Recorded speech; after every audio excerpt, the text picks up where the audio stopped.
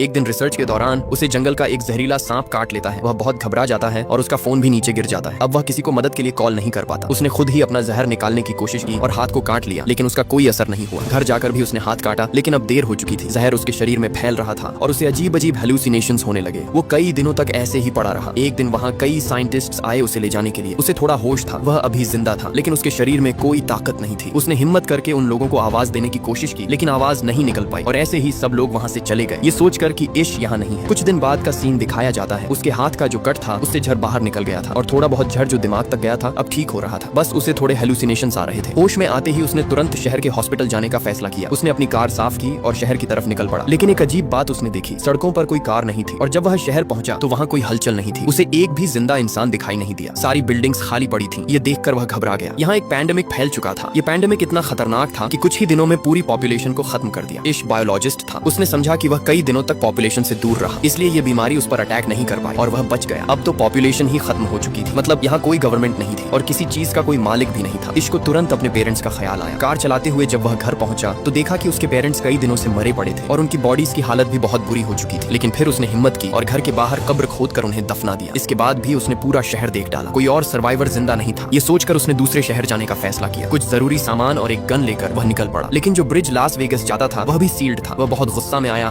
और लंबा रास्ता लिया। जैसे ही वह लास वेगस पहुंचा देखा कि यहाँ भी सब लोग मर चुके थे। मॉल्स, बड़े होटल्स, कैसीनोज सब खाली पड़े थे। थककर वह एक होटल में चला गया। उसने वहाँ रात बिताई और महंगी चीजों का मजा लिया, क्योंकि अब सब चीजें उसके लिए फ्री थी। उसे उम्मीद ही नहीं थी कि अब कोई मिलेगा। लेकिन अगली रात उसे दो लोग मिले। ये दोनों भी बीमारी से बच गए थे। लड़की ने अपनी दुख भरी कहानी सुनाई कि उसने अपने परिवार को वीडियो कॉल पर मरते देखा था और अब उसके लिए जीने की कोई उम्मीद नहीं बची। वो आदमी भी मरना चाहता था, क्योंकि इतनी अकेली दुनिया में जीना उसके लिए नामुमकिन था। उस रात ये लोग भी इश्क के साथ रुक गए, लेकिन सुबह होते ही उन लोगों की नीयत इश्क को खतरनाक लगी। उस आदमी के पास गन थी और वो चाहता था कि तीनों की मौत आसान हो जाए, लेकिन इश्क जीना चाहता था। इसलिए वो उठकर वहाँ से बाहर निकल गया और उसके पीछे उसे गोलियों की आवाज सुनाई दी। मतलब उन्होंने खुदकुशी कर ली थी। ये हादसा उसे और ज्यादा तोड़ गया। अब उसे साफ लग रहा था कि वो दुनिया में अकेला रह गया है। तेज गाड़ चलाते हुए वो घर लौट आया। रास्ते में एक डॉग उसकी कार के सामने आ गया। वो डॉग भी बिल्कुल अकेला था जैसे इश। इश ने उसे अपना बना लिया और उसे जीने की नई उम्मीद मिल गई। इश ने अपनी जिंदगी नए तरीके से शुरू की। सर्वाइवल बुक्स पढ़ने लगा। खाने पीने की कोई कमी नहीं थी। कमाने की अब जरूरत नहीं थी। हर दिन काम करता और टाउन में घूमता इस उम्मीद में कि शायद कोई सर्वाइवर मिल जाए, लेकिन हर दिन मायूस होकर लौट आता। एक दिन जब वो अपने डॉग के साथ खिड़की पर खड़ा चाय पी रहा था, अचानक उसका डॉग भौंकने लगा। उसे एहसास हुआ कि वहाँ कोई इंसान है। दूर एक घर से स्मोक निकल रहा था, मतलब वहाँ कोई इंसान हो सकता है। वो तुरंत कार निकालकर उस घर की तरफ गया जहाँ स्मोक था। खुशकिस्मती से वहाँ एक लड़की थी। उसे देखकर वो लड़की डर गई, लेकिन इश ने उसे यकीन दिलाया कि वो उसे नुकसान पहुंचाने नहीं आया। वो भी अकेला इंसान है और किसी दूसरे सर्वाइवर को ढूंढ रहा है। ये सुनकर लड़की ने उसे अपने घर आने की इजाजत दी। लड़की का नाम एमा था। बातचीत से हमें पता चलता है कि पेंडेमिक को लगभग 1 साल हो चुका है। एमा और इश ने पूरे साल में अपने अलावा कोई सर्वाइवर नहीं देखा। उन्हें बहुत खुशी थी कि उन्हें कोई और सर्वाइवर मिल गया, वरना अकेले रहना बहुत मुश्किल था। वो डिप्रेशन में जा रहे थे, क्योंकि इंसान का समाज में रहना जरूरी है। अकेले रहकर उनका मेंटल स्टेट बहुत बुरा हो रहा था। उन्होंने फैसला किया कि वो दोनों साथ में इश के घर में रहेंगे, क्योंकि इश का घर जनरल स्टोर के करीब था जहाँ फूड सप्लाईज पड़ी थी और इश ने अपने घर में बहुत सारा सामान भी जमा कर रखा था, जिससे उनका रहना आसान हो गया। एमा भी अब इश के घर आ गई। दोनों ने जब साथ रहना शुरू किया तो उनकी जिंदगी पहले से बेहतर हो गई। एमा इश का बहुत साथ देती थी। वो इश की अपीयरेंस ठीक करती और दोनों मिलकर घर की मरम्मत भी करने लगे, क्योंकि पूरे साल इश ने अपने घर पर ध्यान नहीं दिया था। दोनों हर सुबह उठकर साथ में काम करते और अपने टारगेट्स पूरे करते। इन दोनों ने ये भी सोचा कि अगर पूरी दुनिया में सिर्फ यही दोनों बचे हैं तो उन्हें पॉपुलेशन भी बढ़ानी चाहिए। पहले ये दोनों का फैसला था, लेकिन जब इश को पता चला कि एमा प्रेग्नेंट है तो वो बहुत डर गया। उसे डर था कि उसके बच्चे इस अजीब दुनिया में सर्वाइव कर पाएंगे या नहीं। एमा ने उसे हिम्मत दी कि सब ठीक होगा। इश जो बायोलॉजिस्ट था उसने बुक्स पढ़कर बच्चे को जन्म देने के तरीके समझने शुरू किए, क्योंकि वो जानता था कि अब ये दोनों अकेले हैं और उन्हें ही ये काम करना पड़ रहा था। साथ ही दोनों घर को परफेक्ट बनाने की कोशिश भी कर रहे थे। इश ने सोलर पैनल्स भी लगा लिए थे ताकि घर में इलेक्ट्रिसिटी की कमी ना हो, क्योंकि पैंडेमिक को बहुत वक्त हो चुका था। शहर जंगल जैसा बनने लगा था और जंगल के जानवर अर्बन एरियाज की तरफ आने लगे थे। ये उनके लिए बड़ा खतरा था, इसलिए उन्होंने घर के चारों तरफ फेंस बना लिया और जानवरों से बचने के लिए कुछ वेपन्स भी रख ली। इन लोगों ने खुद भी कई वाइल्ड एनिमल्स पाल लिए थे, जिनसे उनकी जरूरतें पूरी हो रही थी और वो लोग बहुत बिजी भी रहते थे। इंसानों की गैर मौजूदगी में पूरा इलाका हरा भरा हो गया था और यहाँ की हवा भी बहुत साफ थी। उनकी सेहत भी बहुत अच्छी हो गई थी। उनकी जिंदगी किसी हद तक परफेक्ट हो गई थी। लेकिन फिर एक दिन उन्हें एक और बड़ी प्रॉब्लम का सामना करना पड़ा। पता नहीं कहाँ से अनगिनत चूहे शहर में आ गए। उन्हें देखकर इश बहुत पैनिक हो गया। उन चूहों को घर से दूर रखने के लिए इश ने अपने घर के एयर गेट्स में आग लगा दी, लेकिन ये सिर्फ एक रात काम आया। एमा ने उससे कहा कि हम इसका भी सोल्यूशन निकालेंगे। सुबह होते ही वो घर से बाहर निकला। उसने आसपास कई कैट्स छोड़ दी। कैट्स ने चूहों को खाना शुरू कर दिया और आखिरकार ये प्रॉब्लम भी खत्म हो गई। आखिरकार वो दिन भी आ गया जब एमा को बच्चा पैदा करना था। इश ने खुद ये काम संभाला और हमें दिखाया जाता है कि उनकी एक बहुत प्यारी बेटी हुई। ये देखकर दोनों बहुत खुश हुए। उन्हें जीने की नई उम्मीद मिल गई। इसके बाद ये लोग सड़कों पर गए और अपने घर का एड्रेस लिख दिया, इस उम्मीद में कि अगर कोई सर्वाइवर यहाँ आए तो वो उनके घर पहुँच सके खाने और पानी के लिए। 6 साल बाद इश किसी काम से जंगल जा रहा था कि अचानक उसकी कार के सामने एक जंगली जानवर आ गया। डरकर वो बाहर आया और उस जानवर को देखा। वो अब भी जिंदा था लेकिन बहुत दर्द में था, इसलिए इश ने उसकी तकलीफ आसान करने के लिए उसे गोली मार दी। दूर से ये सब एक लड़की देख रही थी। गन की आवाज सुनकर वो डर गई और भागकर जंगल में चली गई। इश ने भी उसे भागते हुए देखा और तुरंत उसके पीछे दौड़ा ताकि उसे पकड़ सके। उस लड़की को लगा कि इश उसे नुकसान पहुंचाएगा, लेकिन इश वैसा नहीं था। वो खुद भी सर्वाइवर्स की तलाश कर रहा था। जब उसने उस भूखी लड़की को एप्पल खाने के लिए दिया तो लड़की को समझ आया कि इश बुरा इंसान नहीं है। इश उसे अपने घर ले जाना चाहता था, लेकिन वो लड़की कार में उसके साथ नहीं बैठी बल्कि पीछे बैठ गई। घर लौटकर देखा गया कि वो लड़की ट्रंक से बाहर आने के लिए तैयार ही नहीं थी। घर में हमने देखा कि इतने सालों में इश और एमा के 2 बच्चे हो चुके थे और अब उनका तीसरा बच्चा होने वाला था। उन्होंने टाउन में हर जगह अपना एड्रेस लिखा हुआ था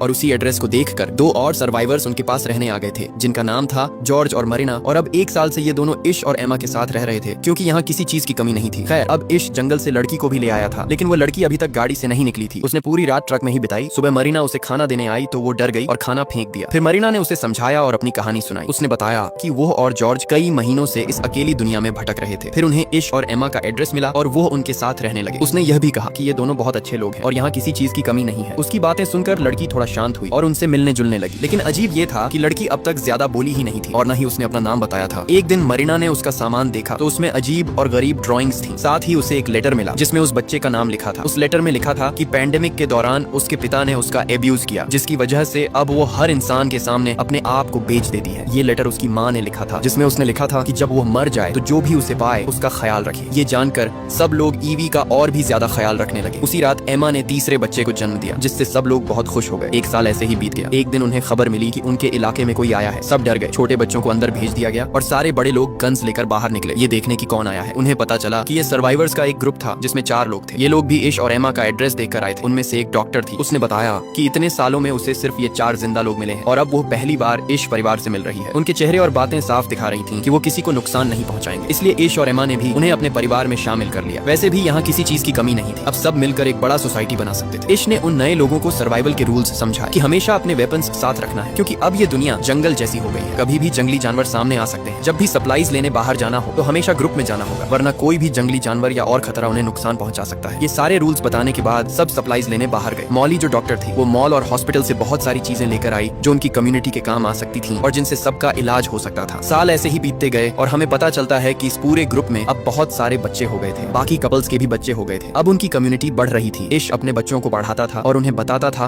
कि पहले कम्युनिटीज कैसी होती थी, इंसान कैसे सर्वाइव करता था। वो उन्हें सिखाता था ताकि आगे चलकर उन्हें कोई मुश्किल ना हो। घर के चारों तरफ पूरा जंगल था और एक दिन उसी जंगल से एक बहुत बड़ा लोयन उनके घर में घुस आया। शुक्र था कि सही समय पर ईश की नजर उस पर पड़ गई। ईश बच्चों को बचाने वहां पहुंचा, लेकिन लोयन ने उस पर हमला कर दिया। इससे पहले कि बाकी लोग कुछ कर पाते, लोयन ने उसे बुरी तरह घायल कर दिया। ये देखकर सब घबरा गए। जब सब वहां पहुंचे तो लोयन वहां से भाग गया। एम्मा ने ईश की हालत देखकर गुस्से में बंदूक उठा ली और जंगल में जाकर उस लोयन को मार डाला। वक्त रहते सब ने मिलकर मॉली की मदद से ईश की जान बचा ली और फिर उसका इलाज शुरू हुआ। कई हफ्तों के बाद ईश पहले जैसा ठीक हो गया।